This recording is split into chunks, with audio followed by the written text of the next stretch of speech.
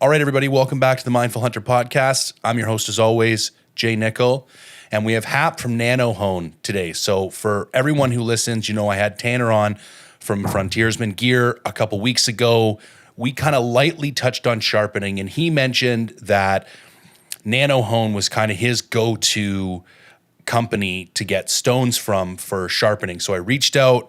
Hap was good enough to come on the podcast, and basically we're just going to do a bit of a deep dive into sharpening here today. So Hap, thank you very much for taking the time, my friend. Thanks for having me. So we touched on this a little bit before we hit record, but I would love to hear, you know, Nano Hone has been around for 5 years. What was it like? What was the impetus, or what didn't you see in the market, or what was the spark that made you think, I need to do this thing because I think I can do something a little bit different or a little bit better than what's currently out there right now? Yeah, I did it out of need. I was working for a Japanese company, and the management changed, and they dropped me. I'd been with them for 16 years.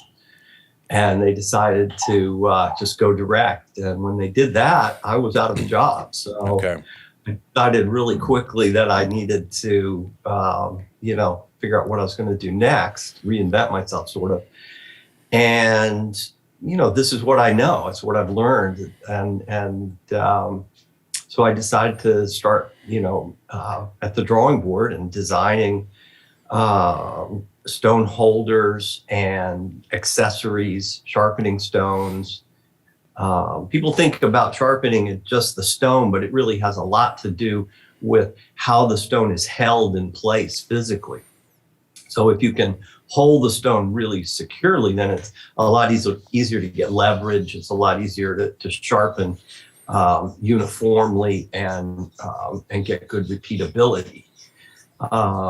And those things are really important for precise sharpening. Also, how you groom the surface of the stone and how you maintain it. So I designed a bunch of products around, those starting points, how you hold the stone, how you flatten the stone, and then how you clean it, because sharpening can get really dirty and messy. And I really wanted a line of products that are much easier to clean and care for than anything I'd ever used before. So I started with those things. And, we came out with the first product, and we improved on them a little bit, and we worked on incrementally getting better. And then packaging and lasering, getting, cleaner laser work, and just getting the product to look more and more professional. Now, now it finally feels like a business. We're shipping significant, quantities every month, and we're getting really good feedback from the customers. But it's, it's a 5-year thing just to kind of get it going. So maybe back up and let's kind of lay out some general principles. Because like for a layman such as myself, I mean, I've seen a whetstone, but I never would have. And I guess if I thought about it, I recognized there was like coarse ones and fine ones. But you've obviously, the stuff you build goes into a much greater detail than that. Maybe if you could give us like a bit of a primer on what are these surfaces made out of, and just what's the general principle around having multiple different grits, or multiple, what would be the correct terminology there? Well, grits, that's what everybody knows. Okay. So sharpening is really just like sanding. It's a stock removal process. And you're removing surface material and reshaping into a new shape. So you're sculpting with an abrasive. And if you need to remove a lot of material to get rid of chips, nicks, damage to the edge, then you have to use a much more aggressive, larger abrasive particle to do that. And then if you want to refine that to a a really, really sharp edge that has very little resistance. For instance, a broadhead passing through a deer, you want to get it pretty sharp. And to do that, you're going to use much finer abrasives, which means smaller particles. And so you go through a series of steps of, you start out with coarse and you move down to very, very, very fine. If you want to get something that's so sharp it just, cuts you to touch it and slide your finger across it, then you've got to really refine the edge angle, and you've got to, use very, very fine abrasive particles to do it. So that's sort of the basic primer. Where we're at now in the market is we have a lot of exotic steels.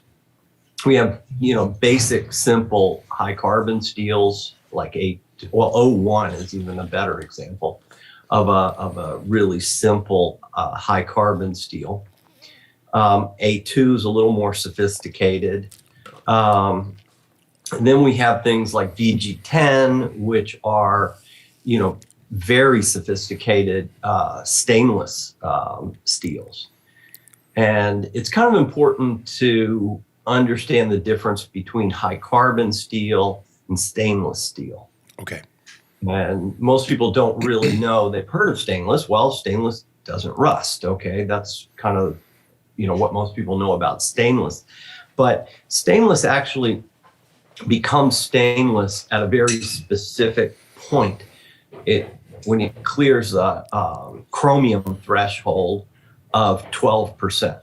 So when you add 12%, that's a lot. It's a big, out of 100% you got to work with.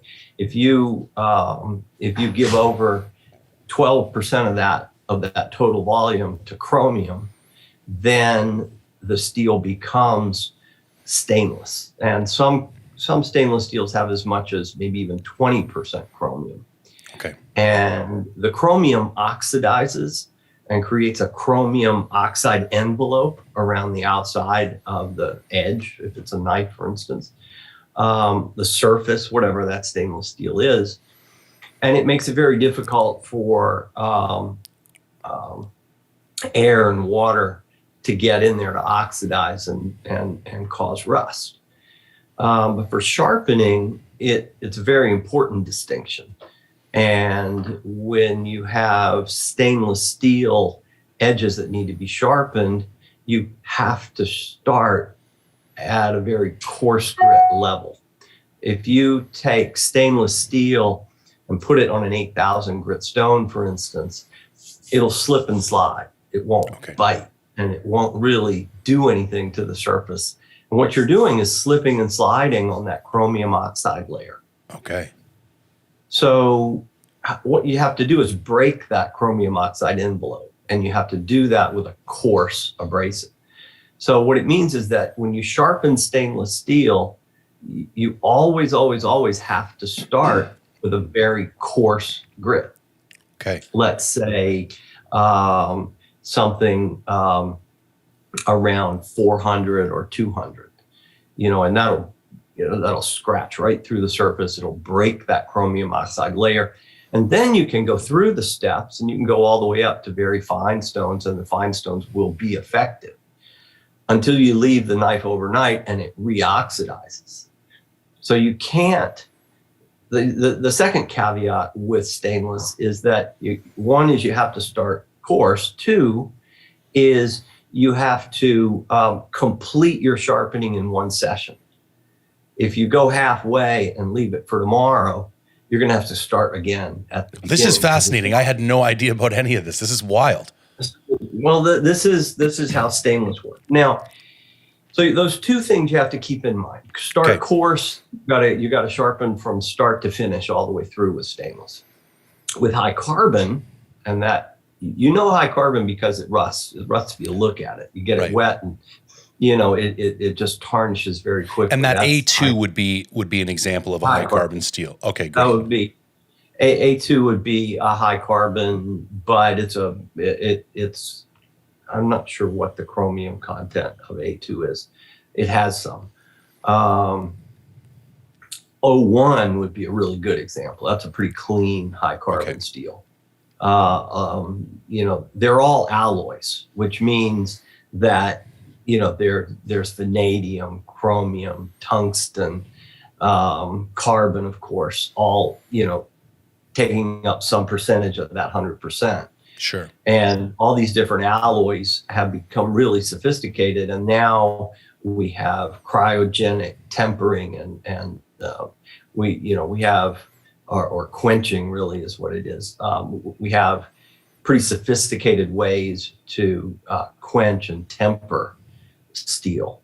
And tempering is another thing that I don't think most people quite understand, but it really means to bring back. Okay. So basically, you quench something, I don't want to get too far into the weeds here, Jay, but you quench something and it becomes very, very hard, too hard. So hard like it becomes brittle. Okay. I'm with you. And so then you put it on a warm surface, like maybe 300 degrees, and leave it for a few hours. And what it does is it softens the metal a little bit, and it brings it back, and it improves tensile strength. Okay. Flexibility. So it's not so brittle. And, because if something's too brittle, it just shatters. And you don't want your broadhead to shatter, for instance. Right. So that's a very, very short explanation of tempering. I guess it's helpful also to understand a little bit about, how and why steel gets hard. Okay. And what makes it hard is carbon content. And imagine taking a little bag and filling it up with carbon and then shrinking the bag down around the carbon. And if you shrink it down really tight, it becomes just brittle and you hit it and the whole thing will shatter. Okay. But if you loosen up the bag on the outside that's holding the carbon together, then things can move around a little bit in the bag and you get some resilience. And that's what you're doing basically when you quench. You're shrinking the bag around the carbon on the inside, and when you anneal, you're loosening up the tension on the around all those carbon atoms that are being suspended in the steel. So if you take all the carbon out, the steel becomes soft. It has a lot of tensile strength, but it doesn't have any edge holding strength. Okay. And so it's a balance. And, metallurgists have become really, really good at distributing the carbon. This is called Martensite distribution. They've learned how to distribute the carbon in the steel, so you get very consistent edges. And they've learned how to distribute all these other trace elements to create these alloys.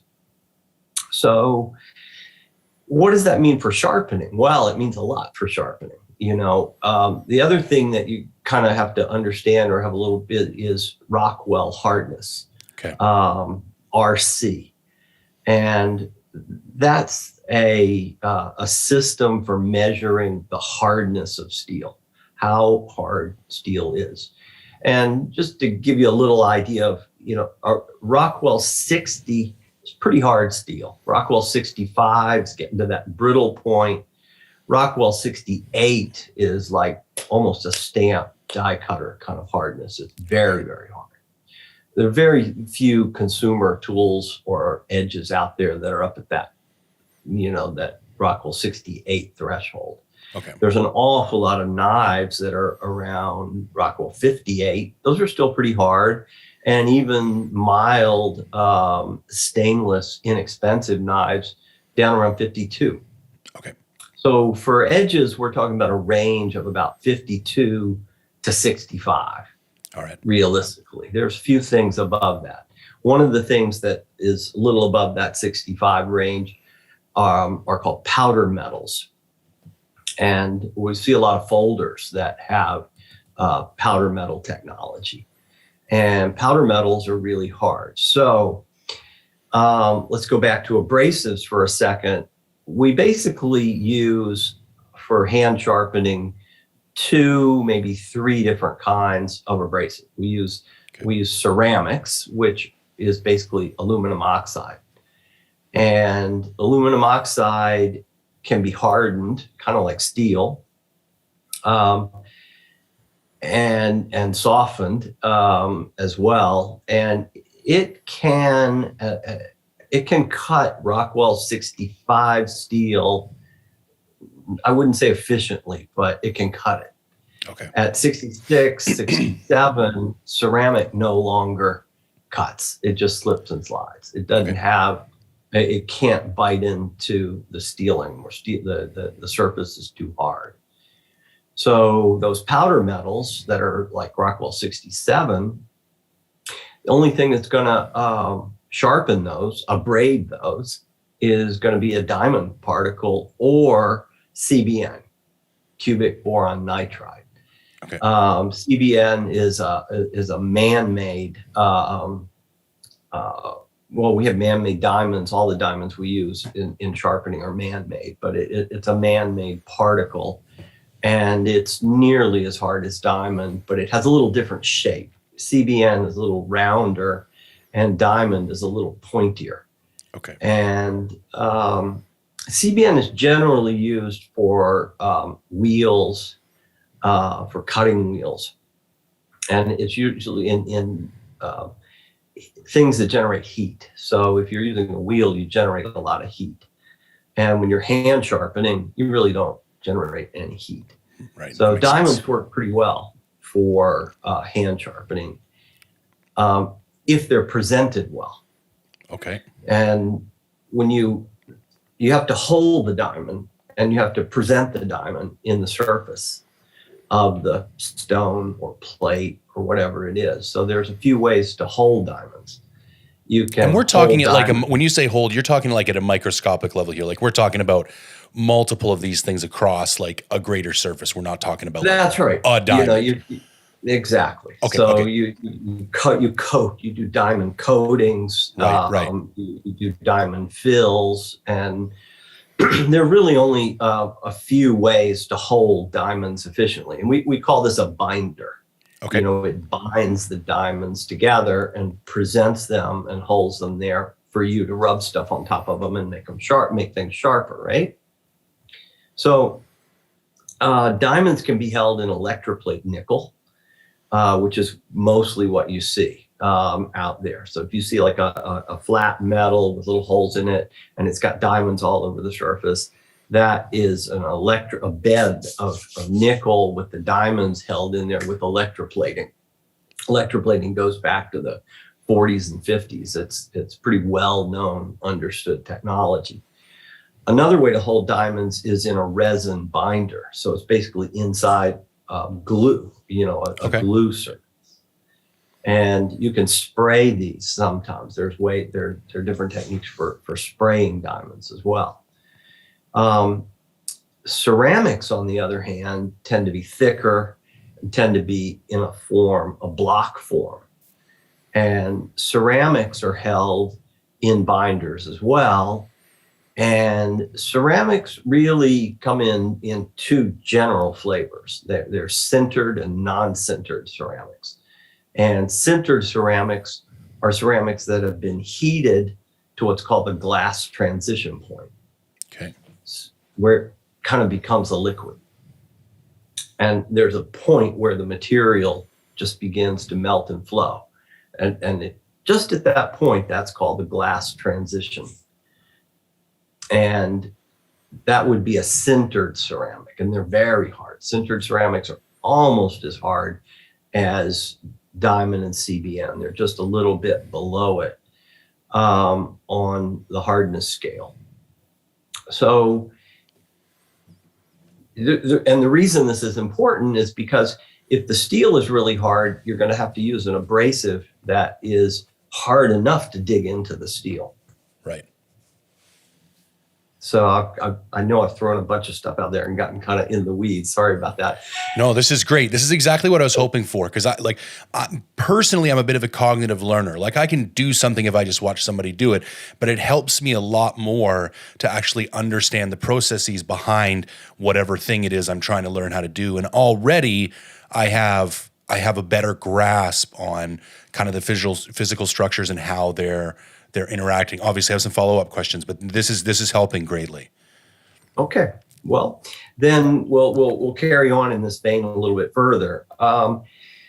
So you've got ceramic blocks, and those blocks, the non-centered ones, are usually made with something called a hot press, and it's basically a mold, and you put the material, the resin and the ceramic all mixed together in there, and you press it, and the mold is heated, and it's not heated all the way to the glass transition point. It's a much lower temperature. So what you end up with is a block that is friable. And in the abrasives world, friability is a very key word. And it's basically the speed at which the material degrades. Okay. So as you're sharpening, you blast through the material, and if it goes really fast, it's very friable. And if it goes really slowly, then it's not very friable. And so if it's not friable, you increase the life of the stone, but typically slow down the speed that it cuts at. Okay. When a stone is very friable, it tends to cut faster. Okay. And usually that means there's more air between the particles, so the stone can break down quicker. So that's friability. You don't really have any friability with an electroplated diamond plate. You know, once you wear through the diamonds, that's it. And you don't really wear through them very quickly, but you do wear through them. And you tend to wear through them at the edges of the structures. So if that diamond plate had little circles in it, you're going to see most of the wear at the edges of the circles, and it's going to work towards the center of the space between the circles until all the diamonds go away. So it's very low friability. And just to put something in like a time scale, you know, a handheld diamond, if like a regular average person is going to use this for like their hunting blade and a couple of high quality kitchen knives, what type of lifespan would a surface like that have?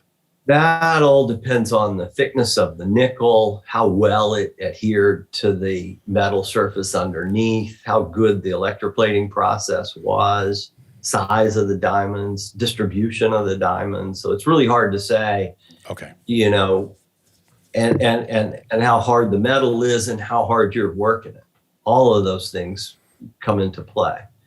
But you know, diamonds are really hard, and they don't wear very quickly. So life tends to be pretty good for a diamond plate. But there's some other issues, and diamonds that are held in electroplate nickel tend to be very scratchy. They leave deep scratches, and they don't leave very consistent scratch patterns. Tend to leave very deep, right next to shallow, next to even deeper and shallower. So if you look at the scratch pattern, you don't get a very consistent scratch pattern. Okay. Think of combing your hair, you know? If you use a really rough comb, it doesn't leave your hair very smooth.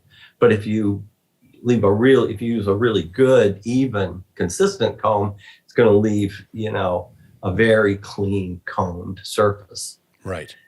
So the ceramic, on the other hand, tends to leave a much nicer surface, but it doesn't cut as fast as the diamond. It's more friable, and friability has another issue for sharpening, and if it dishes. So if a stone is really friable, it dishes, then what happens is it makes the edge rounded. It rounds over the edge. Is that making sense? No, it does. And I'm assuming too, it's going to have issues with like a perfectly flat surface is going to be equally in contact with the entire blade when sharpening. And if you had irregular friability or irregular wear patterns, you're not going to have consistent contact with the blade as it's sharpening as well. So you're going to end up with less consistent edge, less consistent angle, and a lot slower speed because you're not contacting as many peaks in the surface of the stone. The flatter the stone is, the more peaks you're going to contact in a given pass, the faster you're going to sharpen. Okay. So that's why we manufacture lapping plates. Okay. And it's one of the first things that people step back when they look at our website. They say, "Oh, I can afford the stones; they're great." Oh my God, the lapping plates, $200, $300, $500. Yeah. And it takes your breath away. It's like, hey, this is just sharpening. You know what's going on here? Well, we're using the lapping plates to groom the surface of the stone and make the stone very, very flat, very consistent. We're trying to leave the particles so that they're presented well, so that they sharpen faster, more uniformly, more consistently. And so that's why lapping, and it also cleans the metal out, because if you have a good abrasive and it's sharpening well, where is that metal going to go? Sure. No. And if it's going to go, get buried, we call this loading. If it gets buried in the surface of the stone gets loaded up.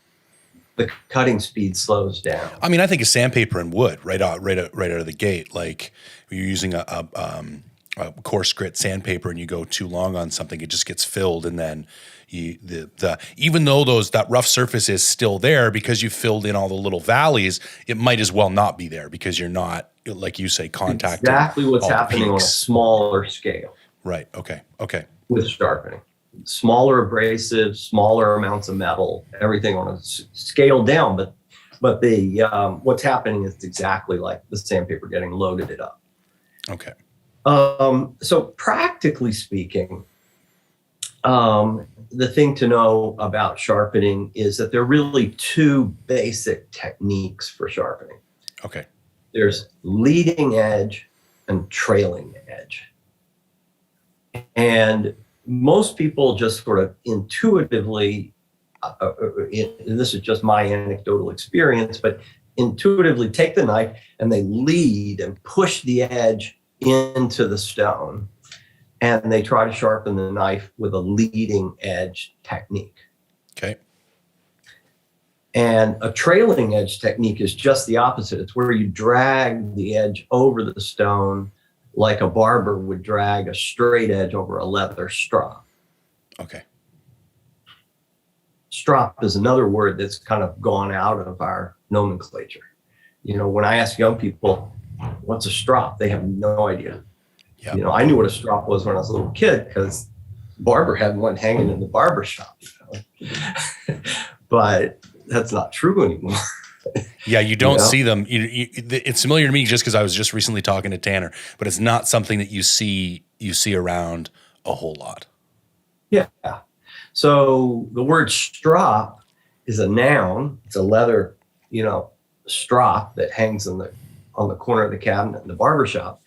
But it's also a verb, to strop, and stropping, and that means trailing edge sharpening. Okay.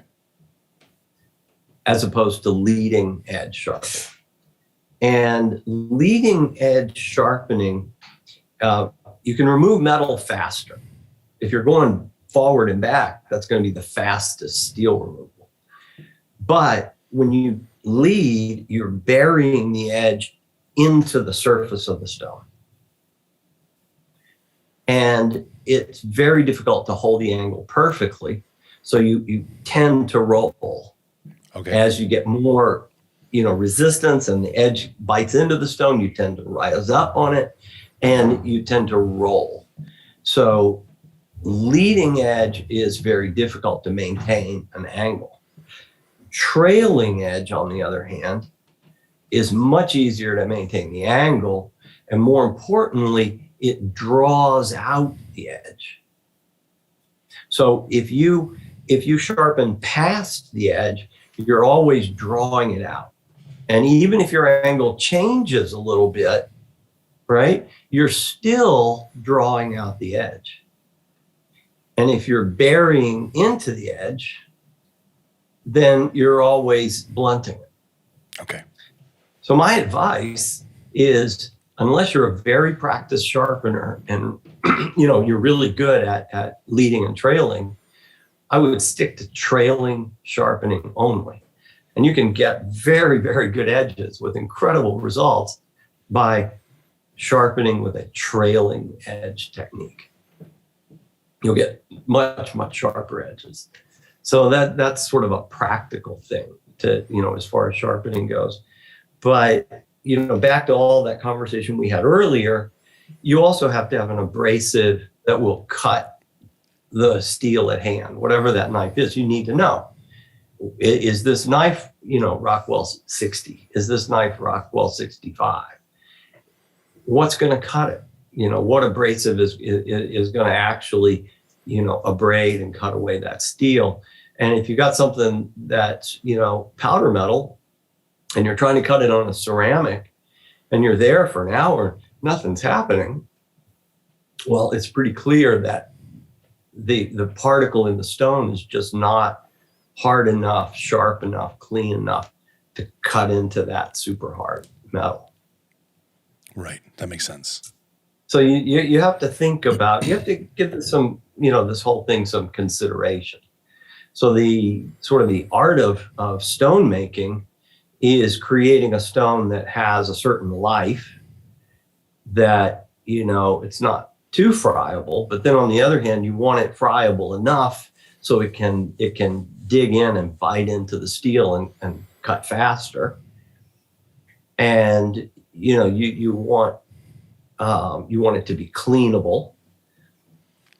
So in general, when you think about those things, sintered stones don't make very much sense for sharpening.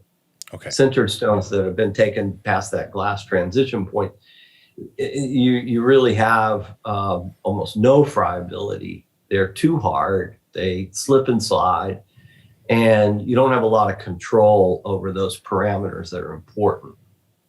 And then the other thing I think is really sort of the future of sharpening, and sort of where we're kind of already at now, is diamond resin, where we put diamond in a resin binder and press it or extrude it or manipulate it so that we have diamond resin surfaces. And this allows us to cut those really hard steels and still have a certain degree of friability. Right. So creating a friable diamond stone is sort of a thing that I've been working on in my lab now for 5 years. Okay. And we're starting to sell products now that are diamond resin that we make right here in our factory. And I like them for a lot of reasons. They don't load up as much. They're cleanable. They're not as messy. They're light. You can carry them. I can put them in shapes for curves and different kinds of, very specific tools that need to be sharpened. And I can make them out of mostly biodegradable materials, or at least bio-friendly materials, which I really like. So there's a lot of things about diamond resin that I think are really where we're going as far as sharpening is concerned, and mostly because the steels are just so hard now that ceramics aren't able to cut them. Right. Okay, so on that note, for like an average, consumer who, again, we're talking like household knives and hunting knife stuff, how should they be thinking about, because this is kind of where my mind has been going. I used to be, looking for a one-stop solution, and now I realize it's more of a sharpening system that. Let me walk over here. I'll be right back. Perfect. Yep. I'll be right back in front of you here. So.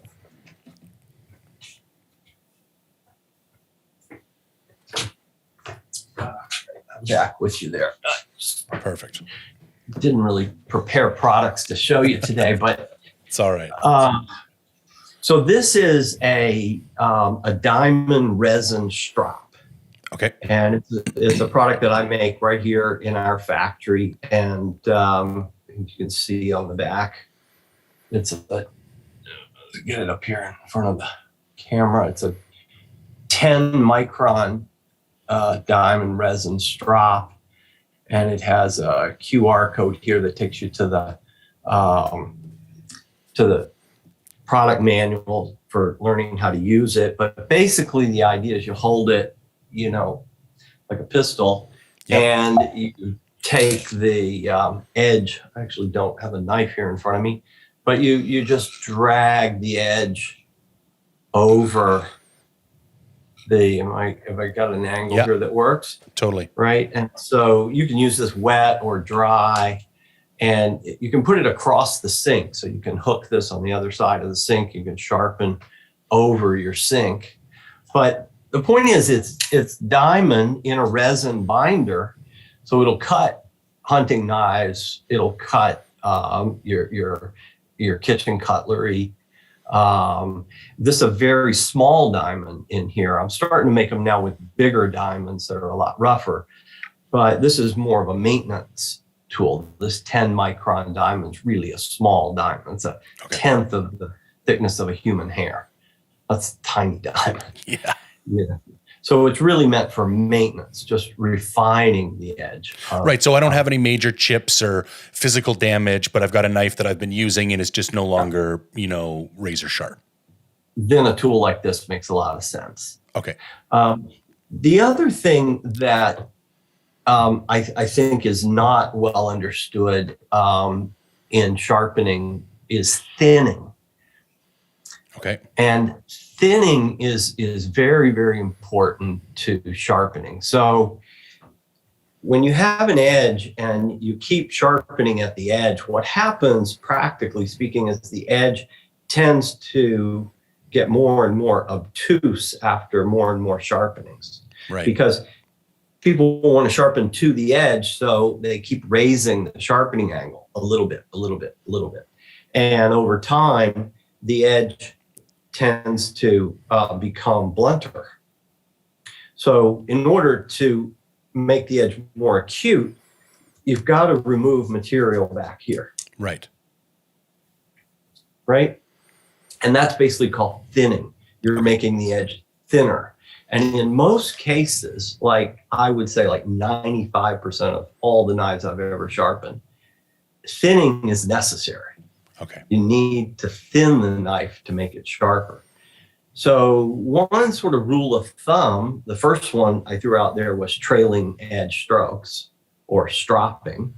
The second is sharpen behind the edge. Okay. So whenever you sharpen, if you put your concentration on the area just behind the edge and you try to remove material just behind the edge, what's going to happen? The edge is going to get thinner. Right. Right?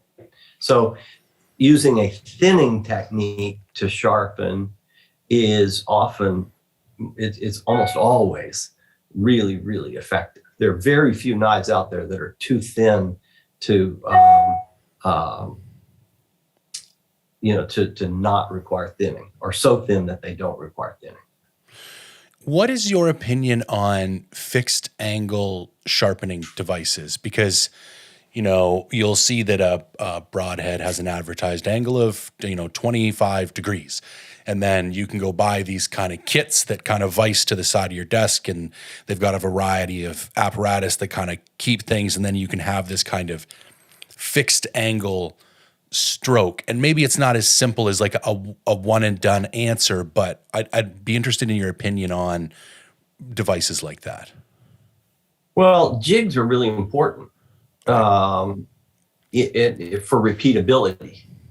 You don't see anybody in a factory doing a repeated operation by hand. Right. It just won't come out the same every time. It's going to be a little different every time. So if you want, repeatability, you have to use some sort of jig to maintain an angle. I haven't looked at the market lately for jigs for broadheads, for example, so I can't really comment on which ones are more effective than others or easier to use. But in general, I do think it's really important to use jigs where you can. If an edge is straight and doesn't have a curve, then it's really easy to use a jig. But if an edge has a curve to it over its length, then it becomes much more difficult to use a jig effectively. Some of the knife sharpeners will go around curves pretty well.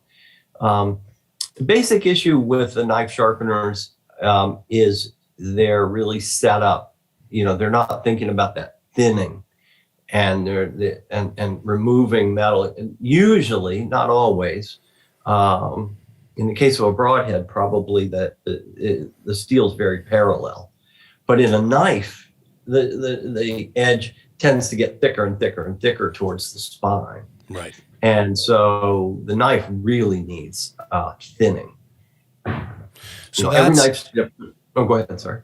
No, that's great. That helps. And another kind of follow-up question to that, because you see a lot of these, and I'm guilty of this for sure. These little, for instance, I used to have one in my kitchen, and it's like I think it has two little carbon wheels or something like that, and you just put the knife in and you kind of drag it through, and now you see little devices you can take with you into the backcountry that will have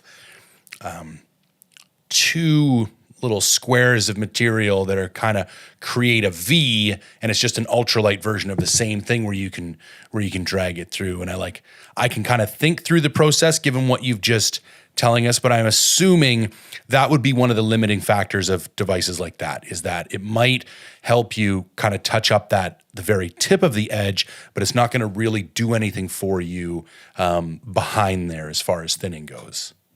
Well, you need to think about point load, the concept of point load. Okay. So something like a bicycle tire touching the ground has a very high point load. You've got a lot of mass on a tiny little point between the pavement and the tire, right? Yep. So that's an example of a high point load. If you take a cinder block and put it down on the pavement, most of the cinder block is contacting the pavement. That's a distributed point load. Okay. You're distributing the weight over a much, much wider area and creating a distributed point load. So most of those sharpeners just barely touch the edge. So they have a very high point load. When you sharpen on a flat stone, a lot of the knife is contacting the stone at the same time. That's a distributed point load. And what it does is it maintains the fair curve of the edge. Okay. By distributing the point load, you're able to create the fair curve of the edge over a distance. And when you have a high point load, what happens is you tend to put a lot of pressure intermittently. So the edge gets rippled. Oh, that's really interesting, because what I noticed with my kitchen knives over time, and these weren't like incredibly, but they would almost get a jagged appearance to them from pulling them through this kind of wheeled device. And they would still be sharp, but it was almost more like a microscopic serrated type sharp than like a clean, smooth knife edge sharp that they would have been out of the box. Yeah, that's exactly right. And that is really all about point load. Okay. That's really interesting. Okay. So, I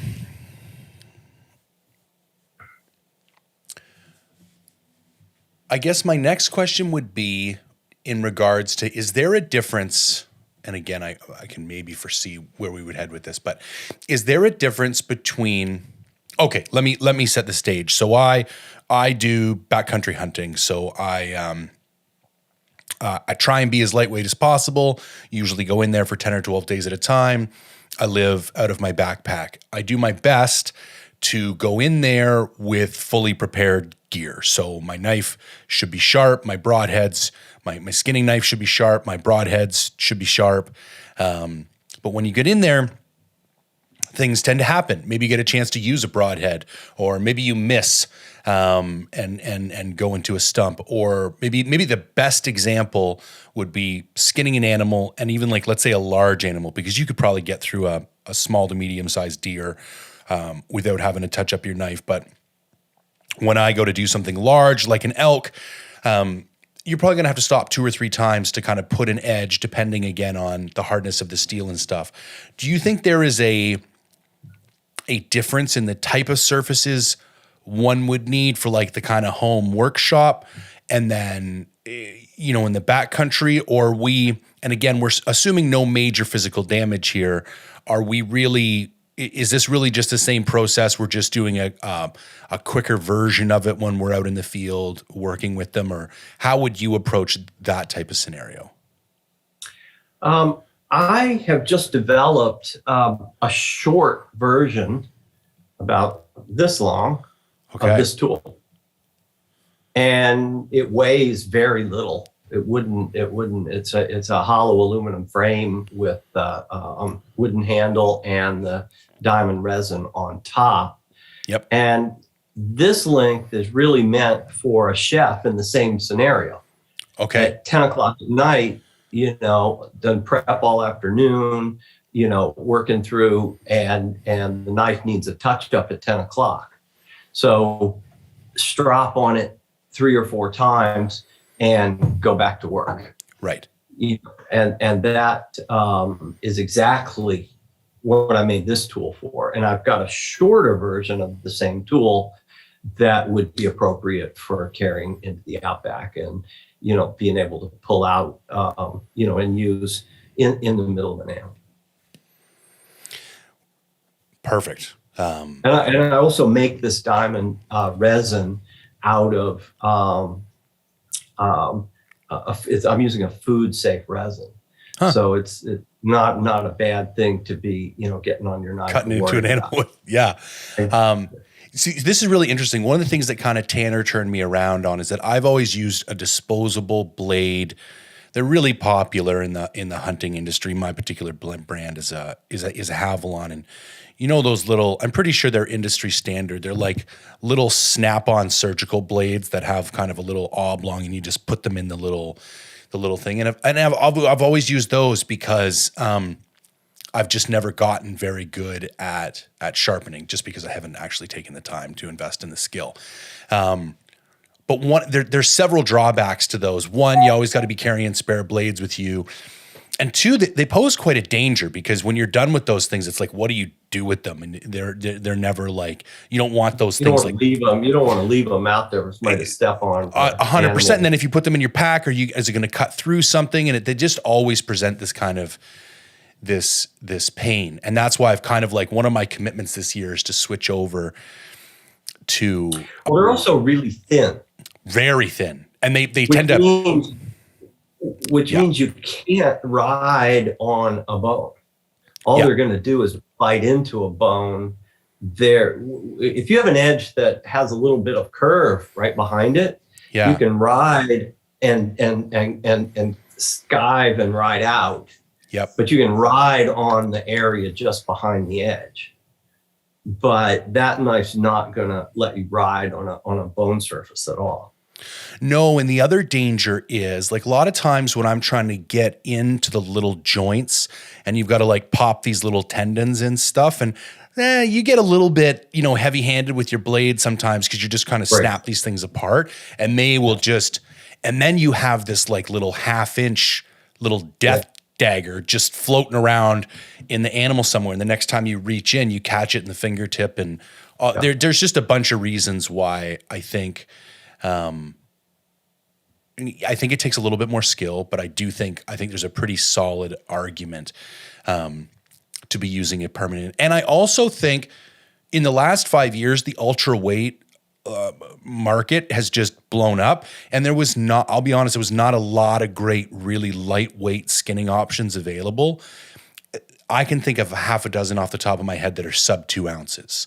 Really nice. Like I think Tanner's still using Nitro V for his skinning knives. I don't know. I think that's what he uses for the rest of his.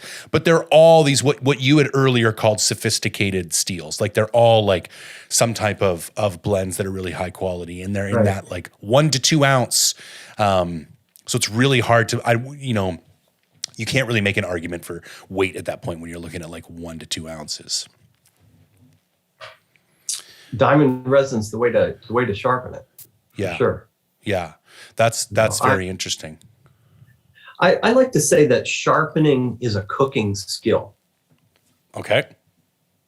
And if you went to culinary school in Japan, you would sharpen usually twice a day, morning and night. Okay. And your teachers would look at your knives, a couple times a day, at least in the first year or so.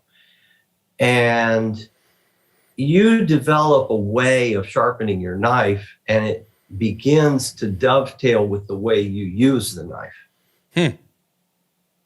And so as you use a knife, you begin to say, well, I'd like it to be a little pointier here. I'd like it to be a little skinnier here. I'd like to have it a little longer. I'd like my point to have a little more curve so I can shovel with it a little more. Every chef has a little bit different, cutting technique, and their sharpening technique tends to reinforce that cutting technique, and they play off of each other. So I would say the same thing about, skinning and breaking apart animals. I'd say, sharpening is a big part of that skill.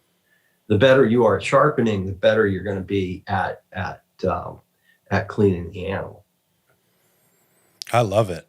Yeah, and I do think that we having moved to this disposable culture, like I love cooking. It's a big part of my life, but and this might seem like a bit of a weird way to describe it, but I don't have as intimate a connection with my knives as I'm now wishing I did, because I haven't developed those skills and tend to use more disposable quality, knives than that type of quality of blade that you would need to kind of develop that relationship with it over time, where it would kind of demand that level of care and attention.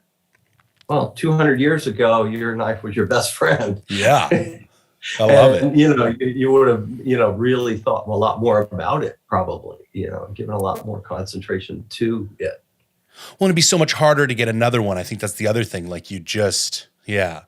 Okay, a couple quick things just as we close out here. In your own, and this is just your own personal opinion, and let's keep it limited to maybe knife, to kitchenware. Are there particular steels that you like? Just like if we're just talking like a regular chef's knife and stuff, like that you think possess a really good blend of the kind of different elements that we've been talking about as far as what goes into the different characteristics of steel? Yeah, I like O1, Okay. Simple wool steel. I like O1. I like Japanese blue steel and white steel. Blue steel's a little more sophisticated, but they can be tempered, and blue steel at Rockwell 62 is just a fabulous material for edges. And there's some Swedish steels that are really, really good. Okay.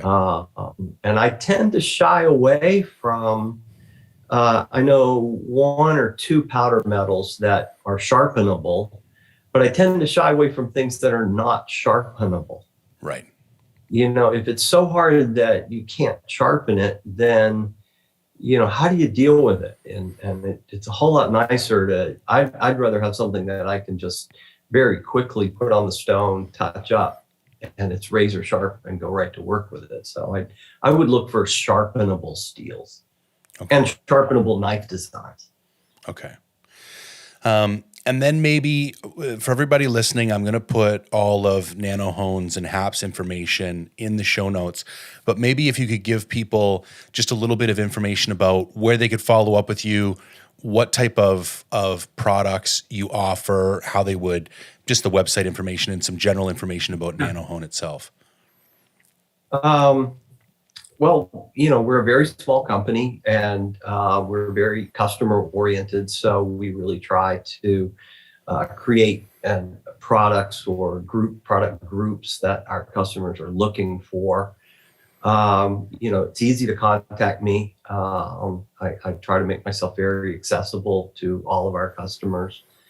Um, the diamond resin is something I'm spending a lot of time on developing. We've got a few products out already in diamond resin. We're going to have a lot more going forward. We're on Instagram and Facebook and all those kinds of things as well. But I think the main thing is to just sharpen a little bit every day.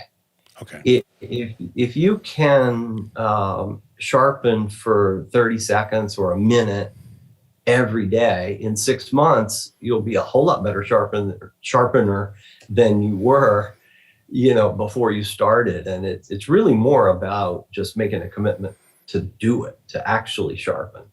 And, then you'll get a better idea what kind of tools you like to work with. And that's, what I'm trying to do is develop things that are really nice to work with. I want to make sharpening fun. I don't want to make it a chore.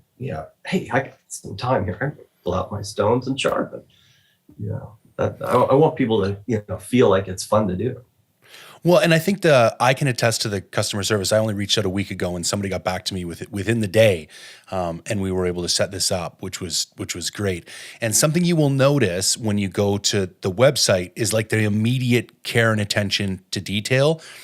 And I think there's a big push lately, especially for locally made, smaller companies where who's making the stuff, what went into making the stuff. I think there's always big box options out there for things, but that was one of the things that impressed me right away, which is why I chose to reach out, because I think that's a good thing that we're transitioning. I think it's a good thing that we're putting the priority. I mean, I like to say you vote with your money. And it's like, I want to support businesses that have, similar values and cares to myself. So yeah, I think you've done a very good job in communicating that, because right away it was just like the commitment to craftsmanship really comes through on the website, and just some really unique stuff. And it was like a different take on it. Like there wasn't, I just thought it was a more intelligent approach even just to sharpening itself, because everybody's always trying to sell this like quick fix. And when you go there, that's not what leaps off the page. It's a more thoughtful approach to sharpening in general, which is what I found. Well, thank you. I'm really appreciate that. I'm glad that came through. Yeah. Okay, like I said, I'll put all Hap's and Nanohone's information in the show notes. Hap, again, this was a delight, my friend. That was like more than I thought I was going to learn this morning about sharpening. So maybe we'll do a round 2 if we get some follow-up questions, and maybe I can ship you some broadheads, and we'll do a bit of a practical demonstration for some of the people on some of the weird edges. Like sure, absolutely. Okay. That would be fun. Thanks. Have yourself a great day. Thanks a lot for your time, Hap. All right. You too. Bye-bye. Cheers. Well, there you go, everyone. That was our interview with Hap from Nanohone. If you could do me a favor and comment, share, or subscribe, that would be greatly appreciated. And as always, thanks for tuning in.